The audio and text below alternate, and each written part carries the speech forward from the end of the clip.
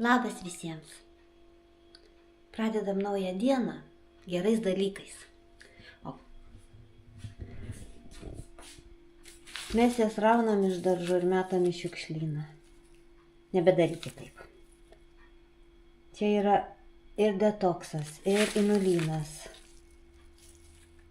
Ir šaknys, kiaulpienė yra aplamai tokia naudinga piktžolė, kaip mes ją vadinam. Raunam ir metam, o pradėkim ją valgyti.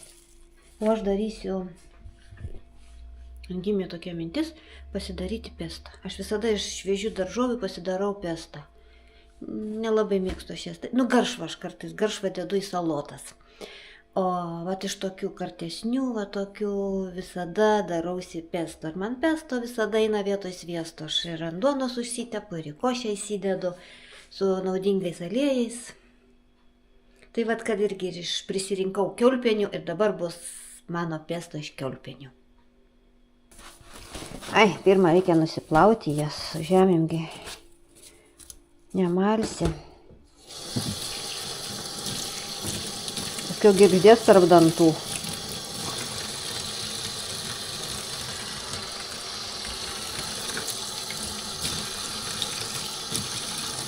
Palyginus kvapas tai nekoks.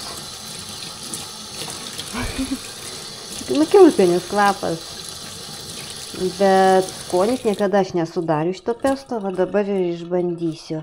Tokia gimė idėja, kodėlgi ne. Juk čia... Taip, kad jie prisipjaustyti ir valgyti man tai nelabai, bet į pesto eina česnakai ir aliejai. Tai numušta kvapą ir bus visai nieko. Tokių mes nevalgysim. Aš tai nedžiovinu jų taip jau, kad būt visai sausos, o taip va biški.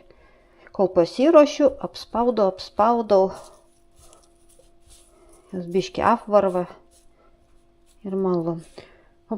Dar reikia nusigliaudyti migdolai, dedu į pesto savo migdolus, bet aš juos iš vakaro išsimirkau. Truputį ten tokia rūgštis yra kažkokia negera, sakė, pamirkant būna geriau. Kodėl pas mane migdolai? Todėl, kad akcija Lidle. O todėl ir migdolai. Galima bet kokius riešutus, aišku. Ir ką darysiu? Sudėsiu čia žolytės. Vat nenužiūrėjau, kad nebeturiu alyvuogių aliejaus. Teks maišyti. Dar turiu linų sėmenų ir alyvuogių. Supilsiu kiek yra. Gal ir užteks, o gal ne, tai dadėsiu. Nežinau, ar galima juos maišyti, bet aš maišysiu. Man galima. Ir vat 3 česnako, truputį riešutų, sūrio aš niekada nededu į pesto. Ir, kaip jis šitą vadinasi, ciberžalės su pipiriuku įdėsiu. Ir viskas. Ir visas mano bus išradimas. Citrinos dar įspausiu. O, nežinau, tiks, netiks.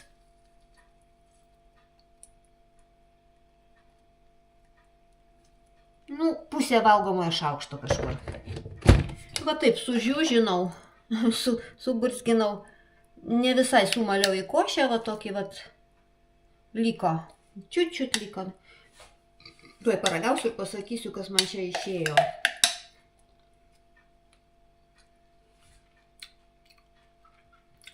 Yra kartumas, bet toks kartumas, ne tai, kad jau priklus. Nekabliuosigi šaukštais, ten užsitepti ant košės. Toks rūgštus kartus skonis. Įdomus toks skonis, bet yra kartumas, iškart sakau. Gal dar net ir citrinos daugiau norėtųsi. Bet čia jau galima atsireguliuoti. Vaistai irgi yra neskanus. Bet vis tiek jos geriam, tabletės irgi. O čia natūrali gamta duoda mums maistą. Ir maistą, ir vaistą. Nors faktiškai kepenys, kiek aš skaičiau, detokso nereikalauja, jos pačios yra atsivalančios. Nereikia jas tik ant tiek užšikti. Reikėtų papildomai valyti. Jos turi tokią savybę, pačią save išsivalo.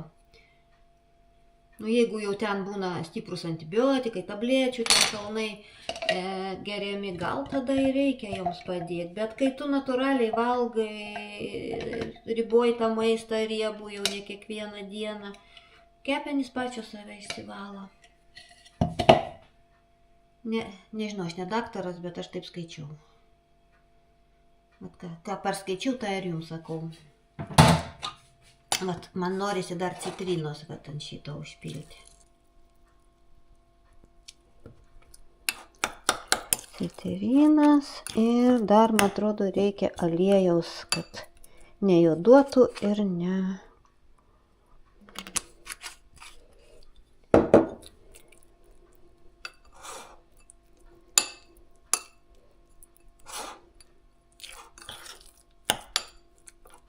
Nu va. Ir toks dalykas išstovi man 5 dienas ramiausiai šaldytuvais. Aišku, man neįstovi, aš jį greičiau suiškabliuoju. Ir faktiškai užšaldytas jis man užstovi. Aš vieną kartą pesto buvau, kai turėjau labai daug baziliko prisišaldžius. Tai sakau, paskutinį gal vasario mėnesį naudojau. Kaip rugpjūtį užšaldžiau, tai paskutinį paėmiau... Jo, vasario mėnesį jis ten sustingsta, pristingsta, jis ledą nesušala. Paskiau pasiemi, padedi šaldytuvais, palaipsniui atšyla ir šviežutėlis, netgi aromatą išlaikė baziliko. Tai kad galima vat vasarą jau prisiruošti, prisišaldyti ir visai žiemai turėti tokį gėrį. Nepatingėkim. Kruopytė atėjo, mano draugė, nu kur dabar papuoliai. Kaip gaila kruopyt, kad tu kiaulpienių nevalgai. Tokius sausiukus ėdė. Šita gėlytė kaip sužydo, bet užmiršau pavadinimą, parašysiu apačioj. Pernai aš ją pasodinau, pavasarį jinai buvo tokiais dideliais lapais, taip gerai pražiemojo ir taip įsiskleidė gerai. O aš einu šitas palergonės pasisodinsiu, vakar pasiruošiau žemę, tokią gerą kompostinę. Einu atsinešiu palergonės jau su žiedeliu ir pasisodinsiu. Gal nebebus šalnų jau. Gal dar obelys atskleidžias. Višnytės pražydo.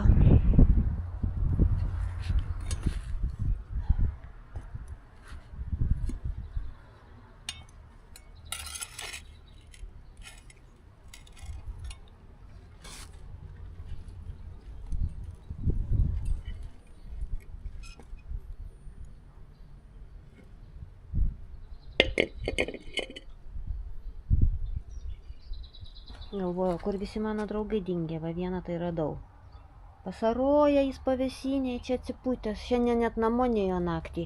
Susipiešė su kažkokiu skeltausiu, tokių laukinių katinėlių čia ateina juodas, maitinamas. Reikėjo net namo neit, reikėjo muštis. Naktis jau šiltas, tegul laksto. Jei visą žiemą pramarinuoti namuos, tai tegul sau dūksta. Moklinu iš kaimynės. Davė gėlyčių dekoratyvinę aguoną. Ir tempiuosi. Mangi visada visko reikia, visada visko maža. Kas ką atiduoda, man visada reikia. Nu kaip pliuškinas koks. Tik nutveriu daugiau. Kam ko nereikia, man visko reikia.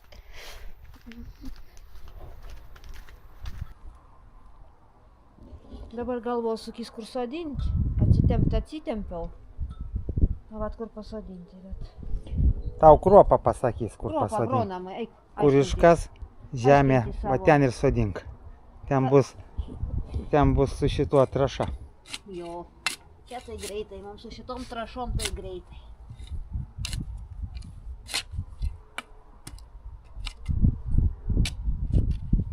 Parsitempiu, va pasodinti reikės galvoti.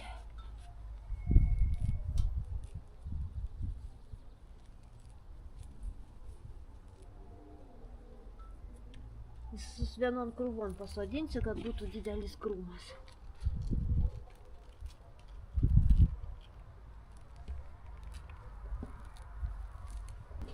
O dabar aš, žinot kuo, pasidžiaugsiu. Oi, tokia babulė daržą kasu. Pasidžiaugsiu šiukšlių sistemą. Kaip aš džiaugiuosi, kad pagaliau Lietuvoje sutvarkė šiukšlės. Nu ir kas, kad ir mokam. Už paslaugą reikia mokėti. Bet pagaliau gal tvarka, tie bambaliai nebesivalioja visokiais pakeliais, tas plasmasės Nu, yra dar po biškį, dar žmonės kažkodėl tai, aš nežinau, neprogresuoja, ar ką, veža į mišką šiukšlės. O anksčiau buvo, matot, va šitą tik plotelę aš susibėdžiojau, nu kiek čia, 1,5 metro, nu 2 iš jėgos. Susibėdžiojau ir aš to jums parodysiu, kiek aš pririnkau stiklų. Va. Tai aš. Va, matot, gera tokia saujelytė stiklų. Ir čia ne vien statybinis stiklas, čia yra ir nuo buteliukų, ir nuo indų. Anksčiau kažkaip aš buvau apsirinkusi jau, bet kai pradėjom šalygatvius daryti, trinkelės dėti, tą žemę prasidėjo kilnojimas, vieni stiklai, vienos šiukšlės, ypatingai stiklai visokiausi, nuo indų, nuo statybinis šlakas visas. Ir va šitie dangtukai, atsimint, kaip buvo tais laikais, grietinės, kefyrai, pienai uždaryti, aliuminiai dangtukai tokie. Vien šitie. Kiti jau tikriausiai perpūvo. Nu, aišku, visokių čia randu ir molinių indų daužytų. Nu, bet šitie, kiekvieną dieną tik žemę pajudinu, arba lietus nulyja, tai ten blizga. Vien stiklus renku. Tai vadinas buvo anksčiau, kai nebuvo tos sistemos, buvo viskas užkasinėjama į žemę. Aš neįsivaizduoju, kad to žemė. Ir plasmasės nelabai ten yra, randu, gal dar nebuvo jos. Ten tik sūnaus vieną kitą žaisliuką dar pamestą kartais išlenda. O stiklai, vieni stiklai, man jau nusibodo rinkti. Kiekvienais metais aš jau gal kokius 2 kibirus pririnkau. O tai vat, bedžioju, rast sužvilga stiklas, rast stiklas.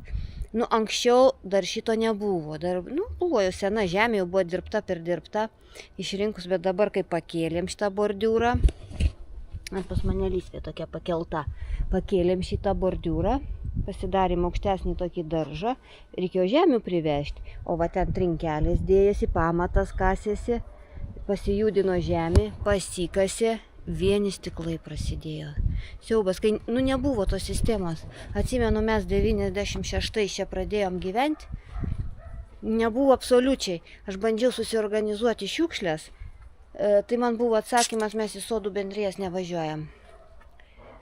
Vadybininkai atrašė, sakė, neturi mašinų, nevažiuojam. O va dabar kažkodėl važiuoja, viską išveža. Ir tokia tvarka. Ko nereikia stambesnį daiktą, atvažiuos elektroniką paims. Mes netgi į metus turim kartą 250, man atrodo, tokių stambiagabaritinių šiukšlių galim. Galim nemokamai priduoti jas. Nu, aš tikrai džiaugiuosi dabar tą sistemą ir pagaliau tos šiukšlės išeis. Ir aš renku, pasišoviau, randu vieną nors stikliuką, nešu, randu dar vieną kokį, nešu, išnešu, aš galvoju, pagaliau aš nuo jų atsikratysiu. Bet nelabai eina. Renku, vis jos lenda. Tik žemės pajudinom ir pradėjo lysti. Nu, kai nedabaigiau pasakot, kai 26 pradėjom gyventi, irgi nebuvo sistemos ir niekaip neėjo dasimušti, tai mes rinkdavom į maišus, turėjau tokį maišą didelį, rinkdavom ir kai tik važiuodavom į miestą, ten prie tėvų būdavo konteineriai, į juos išmesdavom, bet į žemę tikrai neužkasiuodavom. Tiesa, kas dega, popierių degindavom tada. Nu, nebuvo kitos sistemos, ir buvo jau plasmasiniai ir grietinės indeliai, ir jau, 96 jau metai, patys atsimenat, kas ten buvo, ne vien tik stiklas. Tai rinkdavom į tokius maišelius ir kai tik važiuoji į miestą, visada šiukšlių tą maišelį prigrėbi ir išvežė, bet kad į žemę taip kasiuot, va taip, rink tokias šiukšlės. Nežinau, būdavo tais laikais ir prie namų atvažiuoja mašinos, ten 2 kartus į dieną netgi atvažiuodavo prie daugiabučių.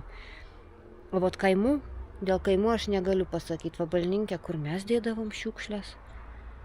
Neprisimenu net. O miestuose, taigi ryte atvažiuodavo mašina ir vakare, tai jeigu gyveni tu sodo namelį, tai atvažiuoji, čia ne tu pastoviai gyveni, o tik atvažiuoji tam tikram laikotarpiu, tai susirinkta šiukšlės ir išsineši. Žmogus žmogui nelygus, o čia buvo viskas užkasinėjama, daužoma, kišama į žemės ir užkasinėjama. Nu va taip, va, pasidžiaugiau šiukšlių sistemą Lietuvos. Einu toliau arti žemės. Ariau, lygiuosius laukelius, kai ten man beliko metras. Išnešu šiukšlę su konteinerį. Va.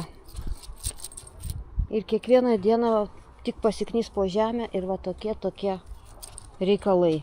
Nu, kušknisa kartais jau gyveni kaip ant kariotiškių šiukšlyno.